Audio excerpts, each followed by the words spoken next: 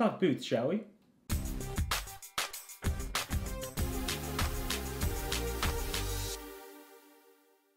What's going on, everybody? Welcome to Mountain Vibes. Thank you so much for tuning in today. Hopefully you're all still enjoying that amazing fall weather we're all still having, but you know, winter's just around the corner, so let's get right into some snowboard boots, shall we?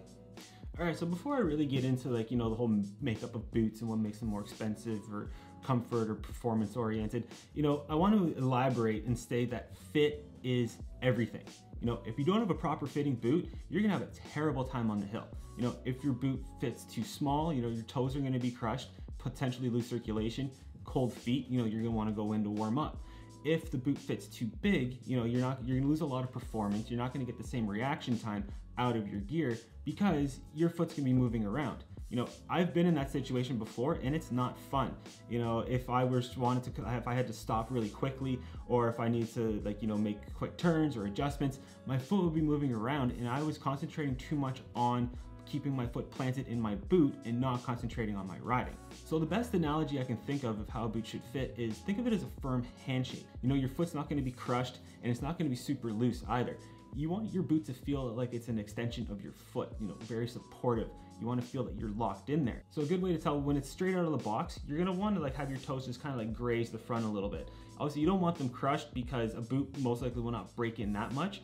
So if your foot sits flat in the boot and you can still touch the front, straight out of the box, that's exactly what you want. Now, as well, for those of you who, let's say, have high arches or low arches, you can get an aftermarket footbed if you want. It gives you a little bit more support because most, or actually all, snowboard boot manufacturers make something just very cheap. Although this looks like it has shape to it, it really doesn't. It's really flimsy. It doesn't really do a whole lot. So you can get one of those to help you get a proper fit. Trust your boot fitters. These people have been doing this for a long time. Make sure your foot's measured and then go with what that actual measurement is as well, not by your shoe size. All right, so now let's get into the stiffness of boots. So you're gonna have a rating from 1 to 10. 1's obviously gonna be your softest, 10's gonna be your stiffest. So for those of you who are starting out, you're gonna want something a little bit more towards the softer end of the spectrum. Reason for this is that it's gonna make your boot a lot more forgiving. Generally, they're gonna be a lot more comfortable as well. So if you don't get out a ton, or if you just kind of want to go out, just have more of a comfort feeling, go for something towards the lower end of the spectrum. Now, as far as you say park riders are concerned, you're gonna want to have a slightly softer boot as well. Maybe not quite as soft as a beginner's boot, but the reason why you want a softer boot is because it's gonna allow you to manipulate your board, have you go up, tweak your grabs or spin around, things like that, a lot easier. You're not gonna have that immediate reaction as if you were wearing a stiffer boot. So then if you're more of a nice all mountain person, you kind of want to go all over the place, want to dabble in different areas, go for something around the mid flex range, let's say a 5 to a 7. This will kind of give you it'll give you the comfort, and it's also going to give you a performance. Now for the free ride people, or people who just like to go fast, you're gonna want something really stiff, anywhere between an 8, potentially all the way up to a 10. Quite honestly, I've never seen a 10 before, but you get where I'm going at. These boots are gonna be very supportive. They're gonna give you very, very quick reaction times. So if you like to go quick, go for something a little bit on the stiffer side as well. Okay, so now moving forward, so now that you've kind of determined how stiff a boot you want, let's move on to the liners. So that's pretty much the inner part of the boot here. Let's just see if I can get this guy out just so I can show you.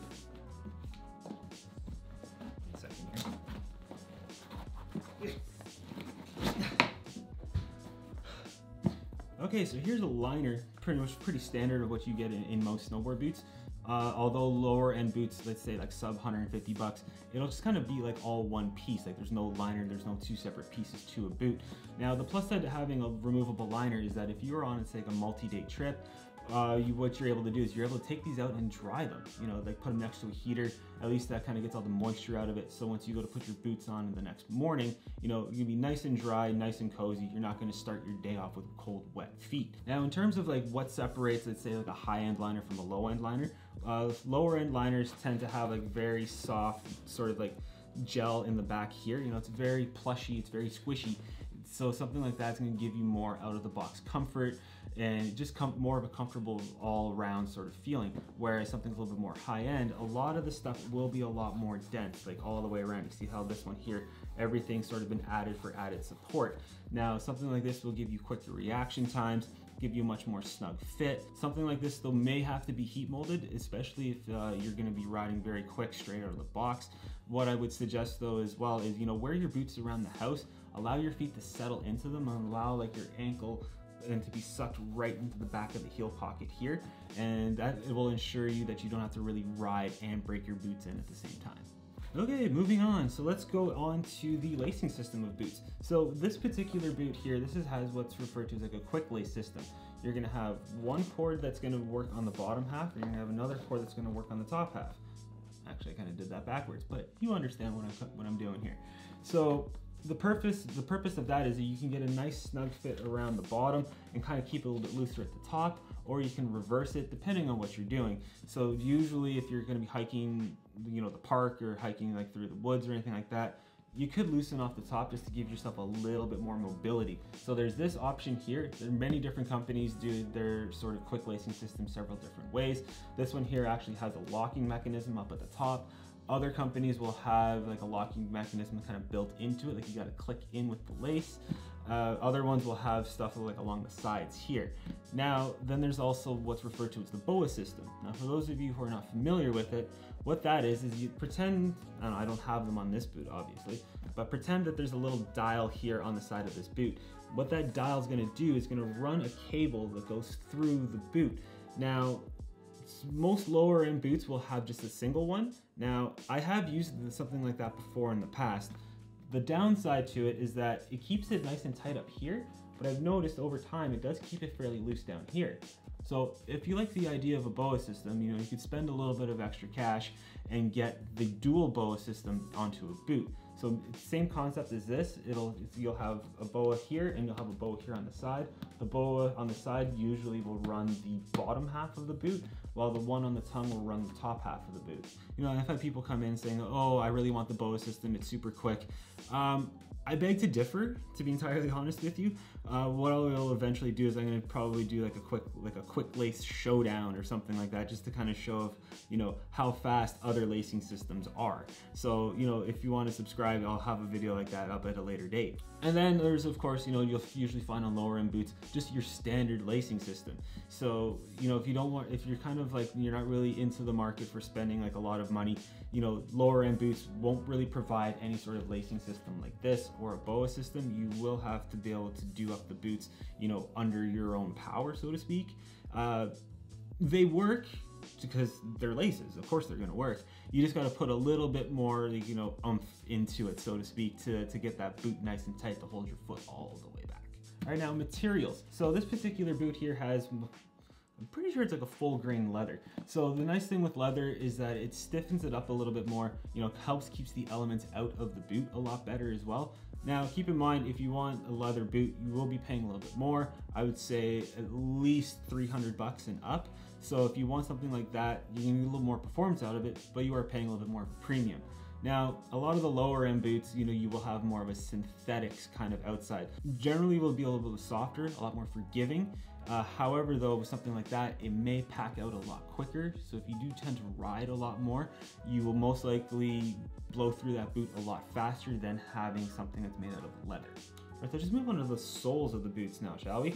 So with this particular boot here, this has what's referred to as a Vibram sole. Now, the reason why companies would use something like this is because Vibram, it actually provides you with a lot of grip, especially when it's cold out. So you'll see on a lot of higher end boots that you do get something like this. Now, when you go further down the scale, chances are you won't find anything like this. It's all gonna generally be one sort of piece that all kind of goes into the bottom of the boot. Now, and then as well, they will kind of add some form of a shock absorption here. So what these guys have done here, they've kind of cut this out, allow the sole to actually act as its own shock absorber. Other companies will potentially use a gel on the inside of the boot or potentially an airbag. So if you kind of like jump around or you kind of want a little bit more comfort or a little bit more absorption, you can spend the extra money and get something that has some form of a shock absorption like in the heel of the boot. All right, so there's my little tutorial on snowboard boots. Hopefully you all got something out of this. Now, before I let you go though, if I may, spend a little bit of extra money on your boots. After all, it is the most important part of your gear. It is the only thing that attaches you to your equipment. So what I would highly suggest is spend, no less than $200 on a pair of boots. Now, I know to a lot of you that may sound like a lot of money, but if you spend extra money on boots, it's gonna be a lot more comfortable, you're gonna have a lot better fit, and especially if you plan on riding a lot more, the boot's gonna last you a lot longer as well. You're not gonna have to buy a new pair of boots like season after season just because you wanna save a few bucks. So spend more money on your boots, take the money out of like your board budget or your binding budget, because as I said, it's the only thing that's attaching you to your gear. And on that bombshell, hit that button if you like this video, slash it if it's something that you're into, subscribe if you are not already. Thank you so much for tuning in. Don't forget to support your local shop, and I'll see you guys in the next video.